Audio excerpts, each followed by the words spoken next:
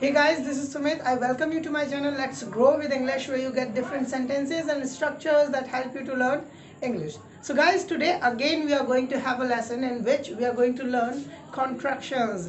So this is going to be an important part of learning English and speaking English. Speaking में जो हमारा बहुत important part होता है वो एक contractions भी होता है. So contractions होता क्या है, बेसिकली हम सीख लेते हैं. कॉन्ट्रैक्शंस हम दो वर्ड को आपस में जोड़ देते हैं तो उनको हम कॉन्ट्रैक्शंस कहते हैं. आप इनको कह सकते हो शॉर्ट फॉर्म में लिखा जा रहा है, जैसे कि हम सब्जेक्ट और वर्ब, मेनली सब्जेक्ट और वर्ब को छोटा कर करके हम कॉन्ट्रैक्शन बनाते हैं. तो मैं स्टार्ट करता हूँ. मैं कुछ सब्जेक्ट्स लिख देता हूँ यहाँ पर, जैसे he, she, it and name. Name नहीं लिखता हूँ मैं, I, we, you and they. So ये हमारे पास सब्जेक्ट्स हो गए. अगर हमें इनके साथ is, are and am add करना, ये हमारी हेल्पिंग वर्ब्स हो गई, ये हमारे सब्जेक्ट हो गए. तो अगर हमें इनके साथ ऐड करना है तो हम कैसे ऐड करेंगे. जैसे मैं कहता हूँ ही इज माई फ्रेंड. सो ये क्या हो गया, फुल सेंटेंस है जिसमें मैंने कॉन्ट्रैक्ट नहीं किया है. तो हम ही और इज को कॉन्ट्रैक्ट कर सकते हैं. हम लिख सकते हैं he is my friend. He is my friend. आपको ये अपॉस्ट्रोफी लगानी होती है सब्जेक्ट के बाद और फिर आप एस का इस्तेमाल करोगे. He is my friend. इसी तरह से आप शी भी लगा सकते हो. She is my friend, she is my friend. और इट्स माई फोन. जैसे इट इज माई फोन तो आप कहोगे इट्स माई फोन. इस तरह से आप कॉन्ट्रैक्शंस में इज यूज कर सकते हो. आर किन के साथ होता है, हमें पता है आर किन के साथ यूज होता है, तो हम देख लेते हैं. वी के साथ हम आर का इस्तेमाल कर सकते हैं. तो मैं कहता हूं we are friends. So we are friends को आप कैसे लिख सकते हो, वी अपॉस्ट्रोफी आर और फिर आप लगाओगे फ्रेंड्स. सो ये हो गया हमारा वी आर फ्रेंड्स. इसी तरह से यू आर आप कह सकते हो, यू आर माई फ्रेंड. इसका मतलब क्या हो गया, आर. ये हमने कॉन्ट्रैक्ट किया है यू के साथ, so you are my friend. वैसे ही दे आर, आप दे आर लिख सकते हो इस तरह से, दे आर माई फ्रेंड्स, वो मेरे दोस्त हैं. इस तरह से हम वी को वी आर कर सकते हैं, यू आर को यू आर, यू आर. आपको बोलना क्या है, we are direct we are को आपको ज्यादा फोर्स नहीं करना. वी आर, यू आर और they are my friends, you are my friends and we are my friend. So इसी तरह से he is, she is, it's, he is, she is, it's. तो ये हमारा क्लियर हो गया.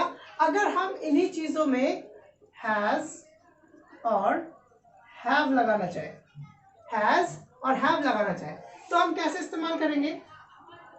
जैसे मुझे ही में हैज लगाना है, he has done his work. So he has को हम कॉन्टैक्ट कर सकते हैं, जिसमें हम सब्जेक्ट को पूरा लिखेंगे, अपॉस्ट्रोफी लगाएंगे और फिर से हम हैज लिखेंगे. हैज को हम लगाएंगे एस, जो कि हमारा इस एस की तरह लिखता है. मैं बताता हूं उसमें डिफरेंस क्या होगा. इसको भी आप प्रोनाउंस करोगे he's done his work, he's done his work. So difference क्या है, जब हम इज को पहचानते हैं तो इज में जब होता है तो या फिर वर्ब आएगी, वर्ब के साथ आईएनजी आता है. अगर ये नहीं आएगा तो एक नाउन आएगा या फिर एक एडजेक्टिव आएगा. ये तीन चीजें आएगी. तो हम देख लेते हैं यहाँ पर क्या आ रहा है, नाउन आ रहा है, माई फ्रेंड नाउन आ रहा है, प्रोनाउन आ रहा है. नाउन प्रोनाउन एक ही चीज है.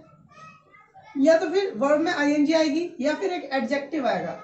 सो अगर ये सारी चीजें आती है तो यहाँ पर इसका मतलब इज निकलेगा. और अगर इसके साथ वर्ब की थर्ड फॉर्म आती है तो he is done his work. So इसमें क्या होती है, वर्ब की थर्ड फॉर्म आएगी तो हमें पता चल जाएगा ये ही इज जो है वो हैज बना हुआ है। इसी तरह से ही इज के साथ आप शी इज लगाओगे, she is done her work, वह अपना काम कर चुकी है। She is, it's been finished, यह खत्म हो गया है। इट हैज बीन फिनिश्ड, ये हैज बन गया। ये बीन भी हमारी क्या है, थर्ड फॉर्म है। बीन हमारी क्या है, थर्ड फॉर्म है। सो इट्स बीन, ये हैज बन गया। सो हम पहचान चुके हैं कि हैज कब लगता है और इज कब लगता है। अब आते हैं हम हैव को हम कैसे लगाएंगे। सो हैव हमारा किसके साथ लग सकता है, आई के साथ। आई हैव लर्न्ड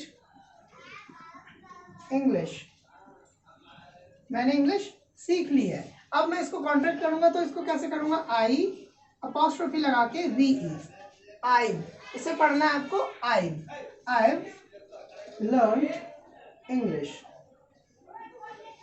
सो आपको स्पीड में थोड़ा बोलना होता है, जैसे कि आप कहोगे आई हैव, तो I have learn English, I have learn English, आप आई हैव करोगे और फिर यू करोगे अपॉस्ट्रोफी लगा के, sorry you have you learn English, तुमने इंग्लिश सीख ली है। और उन्होंने सीख ली है तो आप कहोगे they have learn English, they have learn English. उसी तरह से वी के साथ भी लगा सकते हो, वी लर्न इंग्लिश, हमने इंग्लिश सीख ली है। सो इसमें हमें डिफरेंस पता चल गया इज का, जो कि ही इज और शी इज, कभी कभी ही इज निकलता है या फिर कभी कभी ही हैज निकलता है। तो ये हमारा इसमें क्लियर हो चुका है। सो हमने सीखा इज आर एम को कॉन्ट्रैक्ट करना सब्जेक्ट से साथ और हैज हैव को कॉन्ट्रैक्ट करना सब्जेक्ट से साथ। तो मैं लिख देता हूं यहां पर simply he is, she is, it's. इसके क्या क्या मतलब हो सकते हैं, ही इज मतलब हो सकता है और ही हैज मतलब हो सकता है। दूसरा इसका मतलब होगा शी इज या फिर शी हैज मतलब हो सकता है। इसका मतलब इट इज हो सकता है या फिर इट हैज हो सकता है। सो उसी तरह से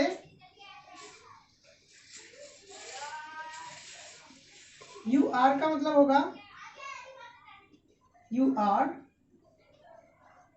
वी आर का मतलब होगा वी आर। प्रोसेस सेम ही होता है, हमें सब्जेक्ट लगाना होता है और जो हमने कॉन्ट्रैक्शन में लिखा है आर ई लिखा है तो आर ई हम लिखेंगे, दे आर तो हो जाएगा दे आर। और बाकी आपका हैव है जो तो आई हैव बनेगा। इसी तरह से यहाँ पर कोई भी सब्जेक्ट लगाओ वी के साथ, वी, सो वी हैव बनेगा।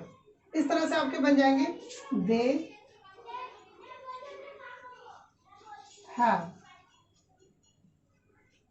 You, so you have. इस तरह से आपके बन जाते हैं contractions. So guys, I hope that you must have learned this video. There must not any query in your mind and this video must be helpful for you as well. So इसमें कोई दिक्कत वाली बात नहीं है, ये बहुत ही ज़्यादा इस्तेमाल होने वाली चीज़ है जो कि नेटिव स्पीकर्स यूज़ करते हैं इन चीज़ों को और हमारी स्पीकिंग को बड़ा ही स्मूथ करने के लिए हम इसका इस्तेमाल करते हैं। So guys, thank you so much for watching my video. Please do like and subscribe my channel and please press the bell icon and I'll keep giving you videos of English that will help you to improve English. Thank you so much guys.